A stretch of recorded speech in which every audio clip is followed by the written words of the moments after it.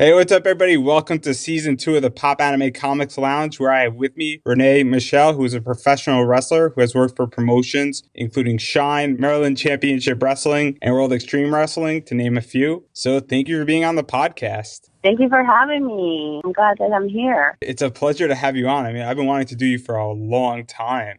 I know that previously you asked me before, but I was overseas, so I really couldn't during that time. No worries. So I'm very curious. You officially debuted in 2013, but how did you first discover wrestling? I was approached, honestly. I grew up mostly on martial arts. I did a little bit of modeling and a little bit of acting. I wanted to get into acting because when I was young, I was so much of an introvert. So I wanted to be able to learn how to speak in front of an audience and get over that fear. But during the time, I was invited by friends to go to a wrestling event, and I was discovered there.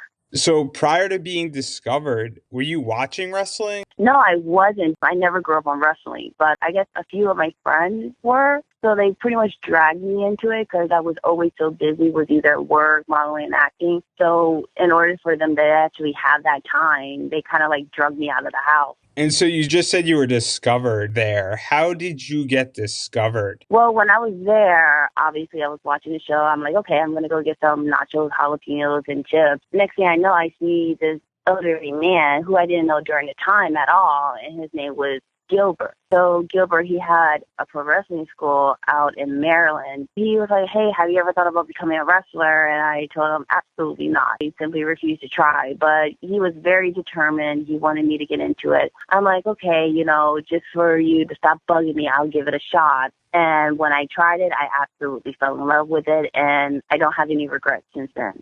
And so what did your training consist of? The rolls, the bombs, taking hits. It was pretty much every day. At times, he even had to turn me away home because he told me, like, my body needs to heal. But I became so addicted to it that I didn't want to stop learning. And how do you feel that your modeling and your acting training prior to starting to wrestle really helped you with the promo side of wrestling and that entire element to it? Learning how to be in front of an audience, learning how to speak, learning how to perform. In a sense, with wrestling, I feel like that's all of it all together combined as in one. So I pushed the modeling and acting aside, and I was just so much invested. And like I said, I don't have any regrets, and this is basically what I love doing. And now to start talking about your career, you debuted in 2013, and you had a very interesting start to your career where you were involved in a WXW Diamond title match and a dark match. What was that like for your very first match? My very first match was with Big Time Wrestling. It was March 29, 2013. And to be totally honest, I wasn't even supposed to debut during that time. I guess someone didn't show up or whatever the case may be. And I was more so a valet and learning how to referee and also still training with wrestling. Since they were short on someone, I was pretty much thrown in at the very last minute.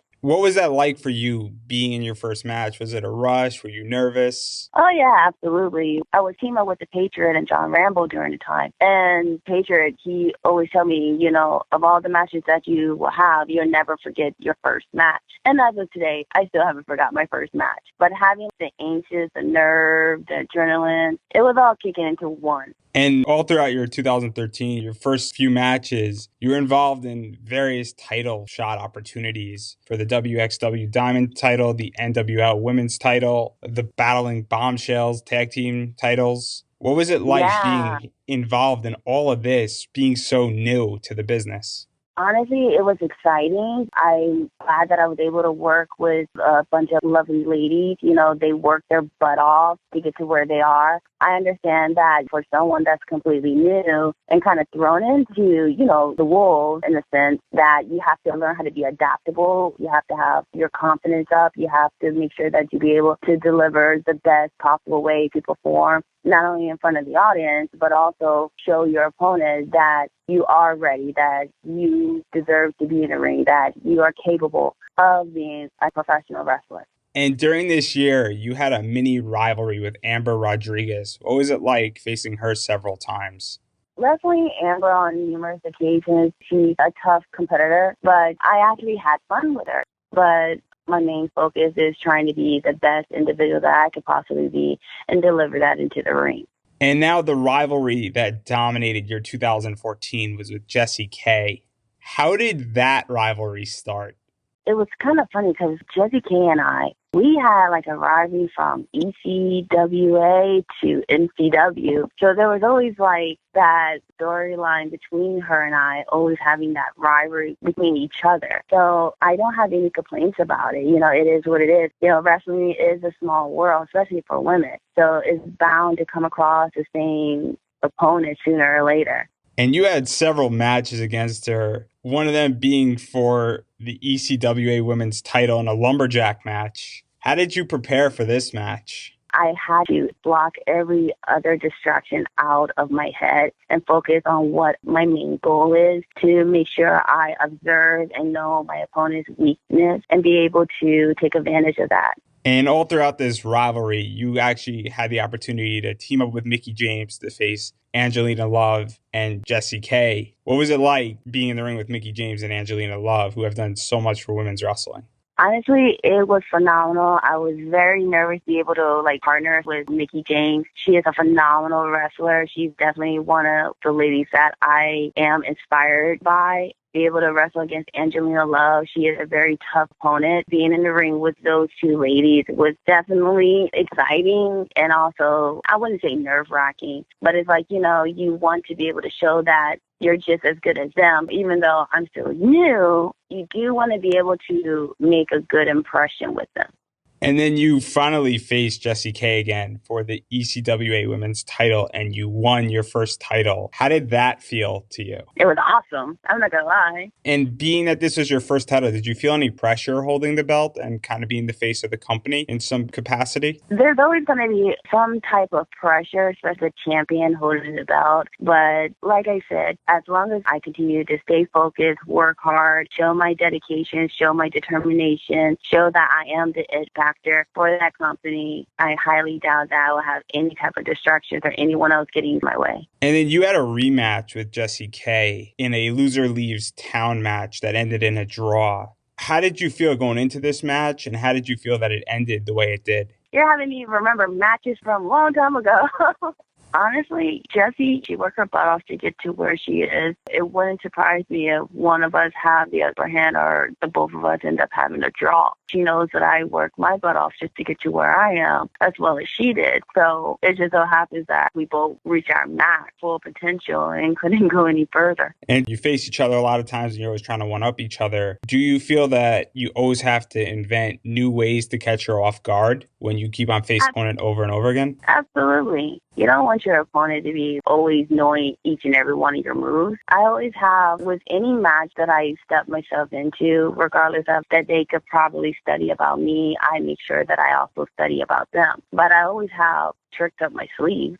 And while this was all going on, you were in other matches, and you had a few matches with special guest referee Lita. What was that like? Lita, she was phenomenal. She's definitely another individual that I am inspired by as well. And be able to have her as my referee, I wouldn't ask for any other better referee. And in having Lita as the referee, did you pick her brain? And did you take any advice from her that she bestowed upon you?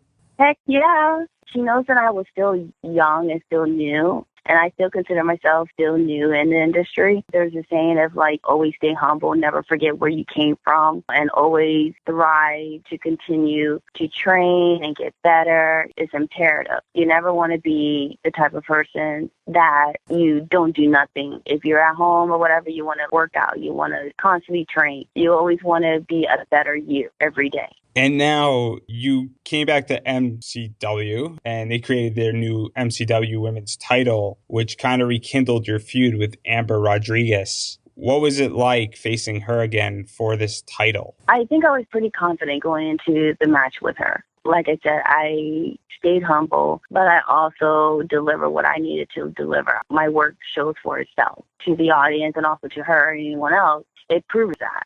And now, what was it like? From my understanding, you were the first MCW women's champion. What was that like? Well, to be able to make history for NCW in the women's division is very honorable. And I take that with pride to be able to represent MCW and to be their champion, represent the women's division. I wouldn't want it any other way. And your first title reign didn't last very long. What exactly happened with your first title reign? Honestly, I think somehow she won up me. I think she cheated. How do you feel if she cheated, if that continued the rivalry between the two of you? Oh, I was heated. Like, as if you were doing a sport, right? And someone cheated. How would you feel? Fair enough. So obviously you would get ticked off. Obviously you'll have this disbelief that this person took something from you, especially in a short period of time. And how do you feel considering that she cheated you, she took away your title? Lita, I believe, was involved somewhere in this feud as well. How do you feel that the entire feud really played out between the two of you and really how the audience perceived it? Well, the audience didn't agree with it. I was in disbelief and disheartened and highly upset about it. But I came back, took over, and I always felt like, okay, she got me, regardless if she cheated, but I'm going to come back tenfold. This rivalry eventually died down and another rivalry began at Super 8 Chick Fight Tournament, where you really began a rivalry with Tessa Blanchard. What was it like wrestling her? Oh, she's a very tough competitor. Her father's name, the Blanchard. She definitely put in the work for it. She backs up what she delivers in the ring, and her father should be very proud. Yeah, I'm pretty sure her father is proud, but she backs it up. And you were in a match with her where Melissa Coates was the special referee. What was it like her being the referee in a match with you? Oh, the match when Tessa and I had at Big Time Wrestling? Absolutely, that one. That night, can you believe that I was running a fever of 102? So to back up on that point for 1 second, so to talk about it, and then we'll come full circle, is when you're injured and you're hurt, where do you draw the line? I mean, you just said that you were running a fever of 102. Where do you draw the line of saying, I can't do this, but I'm going to power through? Honestly, I'm very stubborn when it comes to that because I will push myself to the limit in order to succeed. But I remember that day I was running a fever of 102. Yeah, obviously a lot of people would say, oh, that's very reckless, but the fever happened that day. The way I see it, it wouldn't be professional of me to back out at the very last minute. And little on top of that, Tess and I, we've been having like a feud with each other for quite some time in many different promotions. So I was ready to put all my cards on the table, what I have to do in order to try to succeed. Yeah, Tessa, she got the upper hand on me, but I think my work shows for itself, the determination, the drive, the ambition, regardless if I'm sick or not. And eventually this rivalry led you to beating her for the ECWA Women's title. How did another title shot for this belt come about and your second holding of this belt come about? It felt great. You know, like I said, she's a tough opponent. She's a tough cookie. And be able to have her in the ring, it was definitely a challenge. And she's one of my favorites who I like to wrestle in the ring. And you had a no disqualification match with her, and she sounds like a tough SOB. What was that match like for you? As tough as she is, and as much as I love wrestling her in the ring, it can be a little bit exasperating because this chick will not give up, no matter what I do. And now this rivalry kind of fell into an on and off thing for pretty much the remainder of how everything went. It's on and off constantly. How do you feel about that? In a strange way, our rivalry kind of like reminded me of like Trish and Lita. Because we seem to have some type of rivalry everywhere we go when we face each other. And are you proud of what the two of you have done with your rivalry and pushing each other and having these matches where both of you won't quit? Absolutely. I wouldn't want it any different. She pushed me to be the best that I could possibly be, and I pushed her to her limit. And now while this rivalry was going on, you also faced Satana Garrett for the NWA Women's World title, and then it became the Women's title / the JCW Women's title fused together. What is it like wrestling Satana Garrett? She's definitely a tough opponent. You know, I do enjoy wrestling in the ring with her. I wouldn't mind being in the ring with her again. She has like a lot of athleticism to her. And in wrestling her, did you pick up anything that you incorporate into your style after you were wrestling with her? I feel that everyone delivers their own unique style individually. Santana, she has her own style. I have my own style. I don't think our styles are very similar to each other, and that's what makes us unique. And now in June, you had an interesting month where you won the WXW Diamond Division title in a fatal four-way against Jenny Rose, Naya, and Sammy Pandora. What was it like capturing this belt? It was awesome. And while holding this belt, you also successfully defended your ECWA championship belt against Donna Perzano and Brittany Blake. What is it like facing these two women, considering that what they've done in wrestling and what they're currently doing? Deanna, she's a very tough cookie, and she's definitely one of my favorites who I like to be in the ring. Brittany, she does bring in like a little pizzazz into wrestling. As small as she is, she's definitely a firecracker. I'll tell you that for sure. Like I said, these two ladies, they work their butt off. I have been on single matches with the both of them as well. They're very tough competitors, and they're good girls. And now, following this, you went to Japan for a few months to wrestle for Marvelous That Women's Pro Wrestling with Davey N, of all people. What was it like to go to Japan and wrestle there? Oh, I love it. To be able to work and train under the legendary Chikusa Nagao, who is the founder of Gaia and Marvelous, and who was also a longtime tag team partner in Asuka. You know, during the time they were known as the Crush Girls. What better way to have that name under you? She's one of the greatest Japanese female wrestlers of all time. She's pretty much a legend. And for Nagaya-san to be able to ask me to come to Japan and represent her and represent Marvelous is a complete honor. And to be able to be her first American student to do so and go back time and time again whenever she asked me to. If she had it her way, she more than likely, and she asked me, would I ever consider moving to Japan? And that is yet to be determined because I'm still thinking about that. But she knows that I'm very loyal to her. And being that you were her first American student and you came from an American wrestling background, how did the Japanese style of wrestling influence you? So definitely when I came back to Japan, my style has transitioned American style, but also into strong style as well. Because during the time of Japan, I have trained endlessly from morning of the crack of dawn to almost 7:30 at night, every day, doing drills, doing runs, doing movesets, traveling all over Japan, and learning so much knowledge from this lady is phenomenal. And how is wrestling culture different in Japan than it is in America? It's very different because over in Japan, they do take their veterans very, very seriously. There was a thing that William Regal said to me one time. If you want to become a wrestler, go to Japan. And if you want to become a sports entertainer, WWE is where it's at. If you were to watch the women in Japan, it's completely different, in my opinion, than here in America. You know, everyone has their own style and everyone have their own uniqueness about them. But over in Japan, it's like you have to reach a certain amount of weight before to wrestle. They make you eat a lot. They really do. Like if you're too skinny, they go like, oh, you need to eat more because how are you going to be able to wrestle someone who's either bigger than you or could throw you around like a rag doll? The more that you have muscle, the more that you have weight on you, the less likely you end up getting hurt. Versus here, it doesn't really matter. And what is the best piece of advice that you learned from her?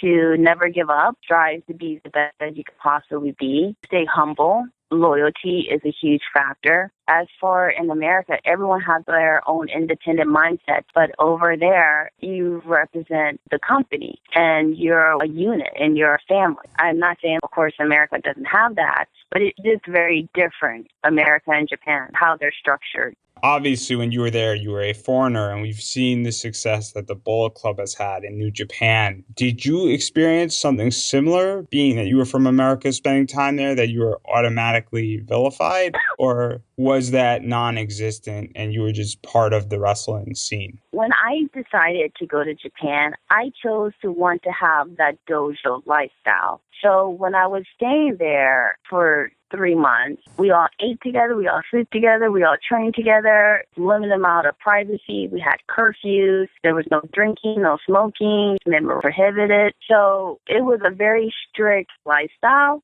And we were in a countryside that's called Chiba. I think it was about 2.5 hour train ride to get to Tokyo. He wanted to make sure there was no distractions at all.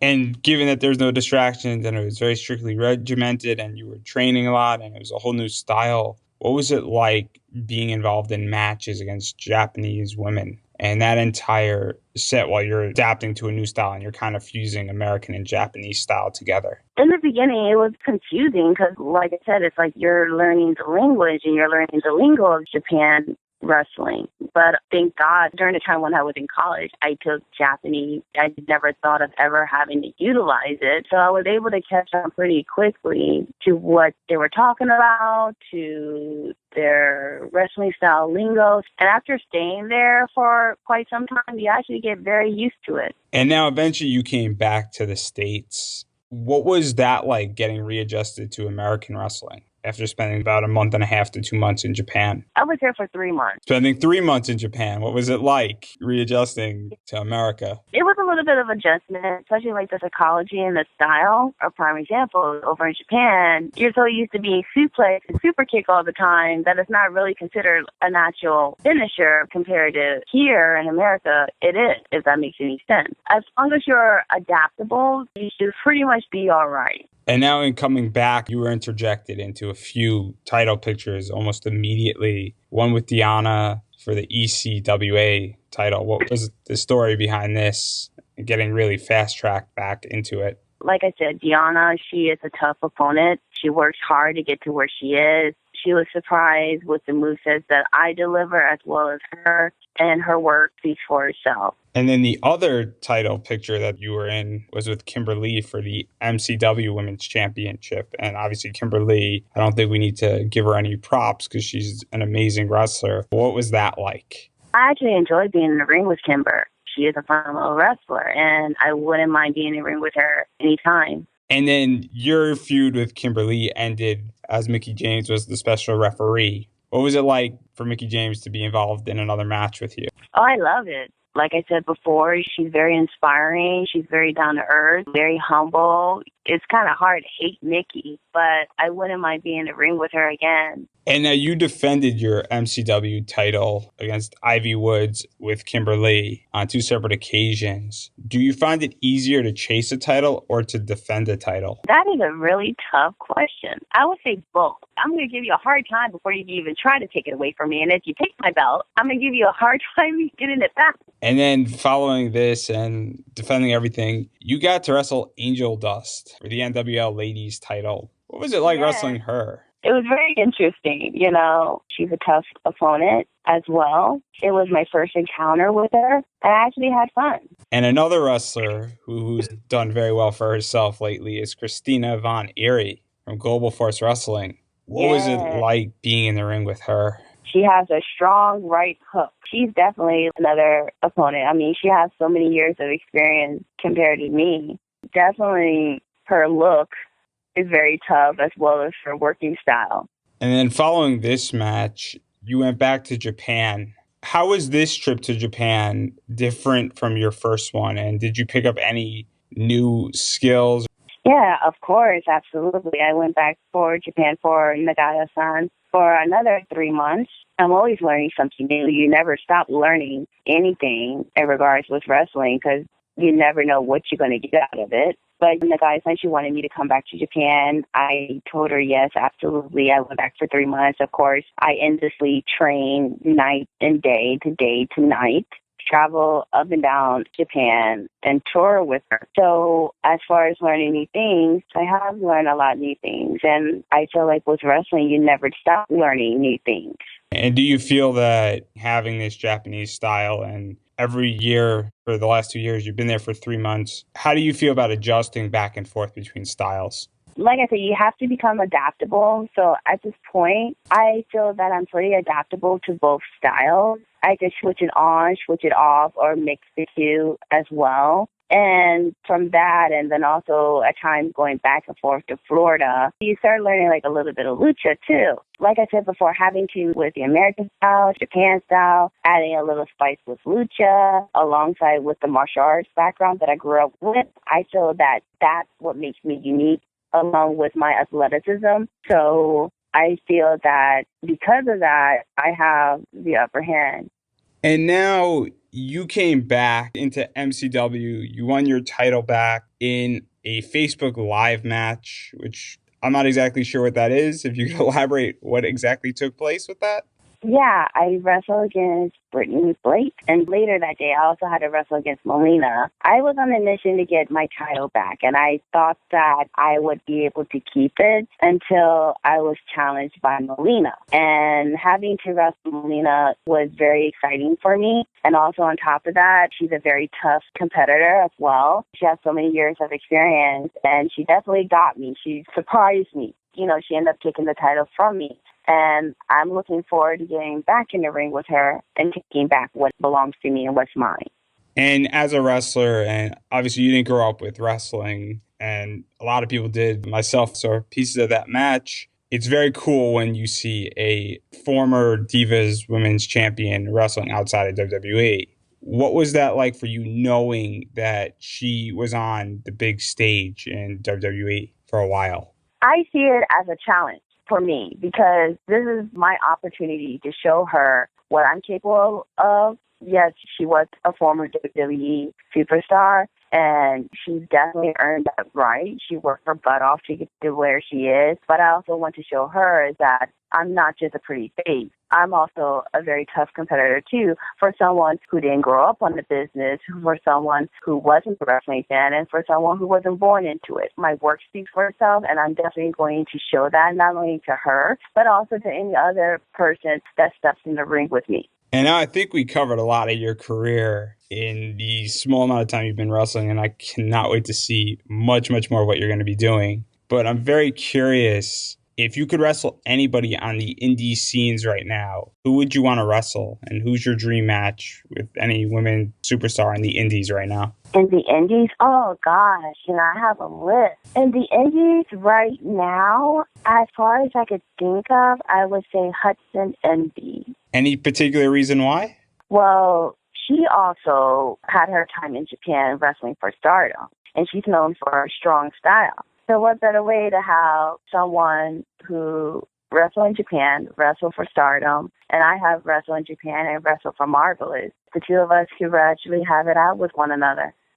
I'm very curious. You've been on the scene for 3+ years at this point. What advice to people who want to get involved in wrestling? Definitely do research of the closest schools that you could possibly get into. You do want to train at the schools, but also you do want to put in effort in the gym. You definitely want to be in your tip-top shape. Always stay humble and never forget where you came from. And take criticism and don't take it as a negative thing. Take it as a positive thing because it will help you push you to be the best. And then finally, do you have anything you'd like to promote? Facebook, Twitter, merchandise, upcoming shows? My Twitter, you can always find me at one Renne Michelle, as well as Facebook. And you can find me on Instagram, Lady RM. As always, thank you for listening to this week's episode of the podcast, and we can be found on iTunes, SoundCloud, and Stitch Radio, and anywhere else where you listen to your podcasts. And while you wait for next week's episode, you can definitely check us out at popanimecomics.com for articles relating to anime, comics, and pop culture, as well as give us a follow on Twitter at popanimecomics, like our Facebook page that is popanimecomics. Check us out on Instagram, that is popanimecomics, as well as we do have a pro wrestling t-shirt shop where you can purchase an awesome t-shirt. It is an elf, which is my logo, holding a steel chair, and she is ready to rumble. So definitely check that out. All you got to do is type in Pop Anime Comics on ProWrestlingTees.com, and you can purchase your very own shirt. And until next week, everybody, have a wonderful week.